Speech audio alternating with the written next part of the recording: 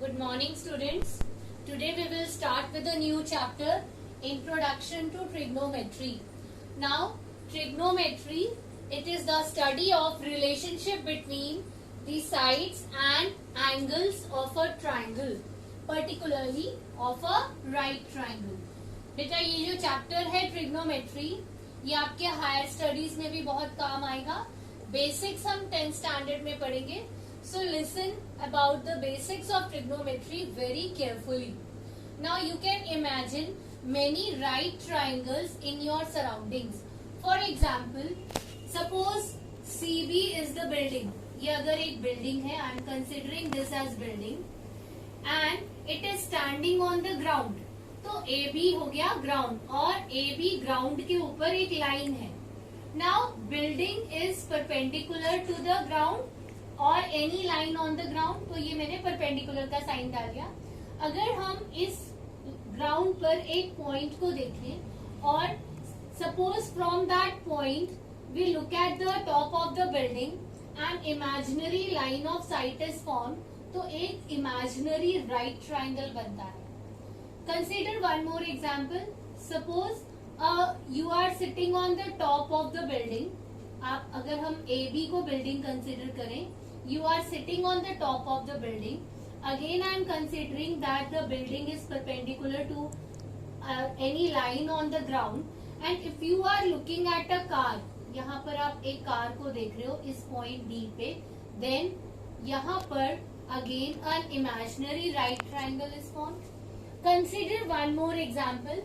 Suppose a girl is standing here and she is observing a aeroplane. यहाँ पर एक aeroplane को वो ऑब्जर्व कर रही है. तो ये गर्ल की, यहाँ पे गर्ल इज स्टैंडिंग.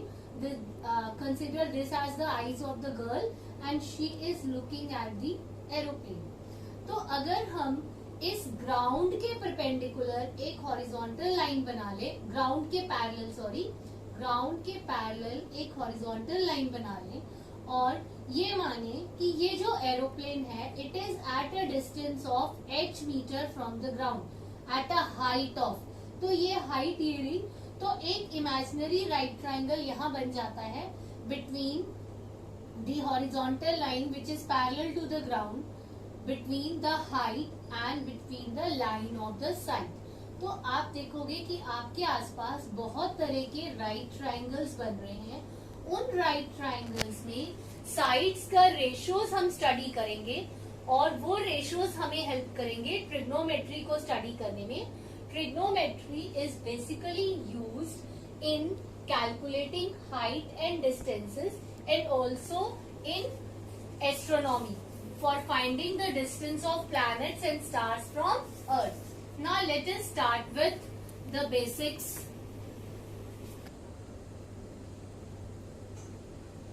बेटा देखिए, जब हम राइट ट्राइंगल कंसिडर करते हैं तो आपको पता है कि राइट एंगल की जो सामने वाली साइड होती है उसे हम हमेशा हाइपोटेन्यूज बोलते हैं. एंड हमेशा आपने ये देखा है कि आप इसको परपेंडिकुलर बोल रहे होते हो और इसको बेस बोल रहे होते हो. But now when we will study trigonometry, हमें एंगल्स को देखते हुए परपेंडिकुलर और बेस कंसिडर करना है. If you are considering angle A, तो एंगल A के सामने वाली साइड को आप परपेंडिकुलर बोलोगे और इस एंगल को जो साइड कंटेन कर रही है, इस एंगल को AC और AB कंटेन कर रहे हैं. AC तो हाइपोटेन्यूज हो गई, जो बची वो AB, इसको हम बेस बोलेंगे. लेकिन अगर आप एंगल C कंसीडर करते हो, अगर आप एंगल C की बात करते हो, तो हम एंगल C के सामने वाली साइड को परपेंडिकुलर बोलेंगे और एंगल C को कंटेन करने वाली साइड को बेस बोलेंगे. मेन हमारे पास है कि आपको सबसे पहली चीज पता होना चाहिए कि हम किसे बेस बोल रहे हैं और किसे परपेंडिकुलर बोल रहे हैं. Now there are two acute angles in this. जो भी हम रेशियो पढ़ेंगे वो साइड्स के, बेटा हम जो एंगल को देखेंगे उस एंगल को देखते हुए हम ratio between the sides of a triangle study करेंगे. Now for example I am considering the angle A. तो एंगल ए के सामने वाली साइड हमारे लिए परपेंडिकुलर हो गई और एंगल ए को कंटेन करने वाली साइड बेस हो गई। Now first ratio is sine. It is the ratio between perpendicular and hypotenuse. Now from the diagram you can see that perpendicular is BC and hypotenuse is AC. So it is BC by AC. The complete name is SINE sine. अब ये sign खाली sine नहीं रहेगा, it is corresponding to some angle और हम consider कर रहे हैं एंगल ए को। So I am writing A. अगर यही चीज हमने सी को लेके कंसीडर की होती, साइन सी होता अगर, तो सी के टाइम एंगल सी है तो उसके सामने परपेंडिकुलर ए बी है, तो उस केस में ए बी बाय ए सी होता। ये बहुत इंपॉर्टेंट है बेटा। अगर एंगल ए है तो बी सी बाय ए सी साइन ए होगा, अगर एंगल सी है तो साइन क्या होगा, ए बी बाय ए सी। ये चीज आप हमेशा ध्यान रखना। Now coming to the second ratio, it is cos A. The short name is cos, the complete name is cosine. Now it is the ratio between base and hypotenuse. So base हमारे पास है AB from the diagram, base AB है and hypotenuse is AC. Now next ratio is for tan. Tan short form है and the complete word is tangent. So it is the ratio between perpendicular and hypotenuse. So from the diagram it is BC. BC हमारे पास perpendicular हो गई और height क्या हो गई, AB. Now next is cosecant.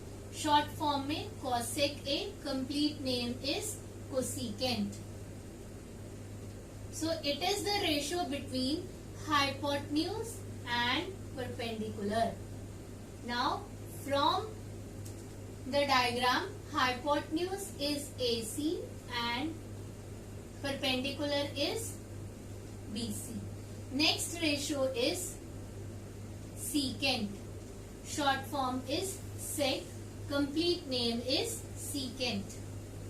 And it is the ratio between hypotenuse and base. So from the diagram it is equal to AC by AB. Now next last is cot. Cot A, complete name is cotangent. Cotangent. Now this is equal to base by hypotenuse. Sorry base by perpendicular. तो पर base हो गया यहाँ पर A B और perpendicular हो गया B C. You can see that cosecant is reciprocal of sine.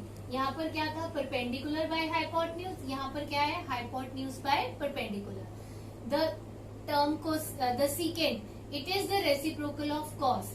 यहाँ पर क्या था, हाइपोटेन्यूज बाय बेस और यहाँ पर क्या है, base by hypotenuse. Cot, cot is the reciprocal of tan.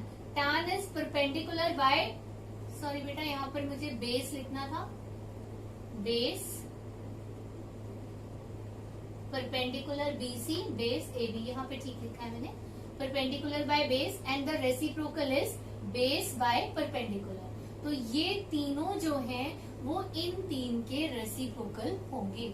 ये रेशो आपने याद करने हैं, इस तरह से याद करने हैं जैसे आप जूनियर क्लासेस में आपने एबीसी याद की हुई है।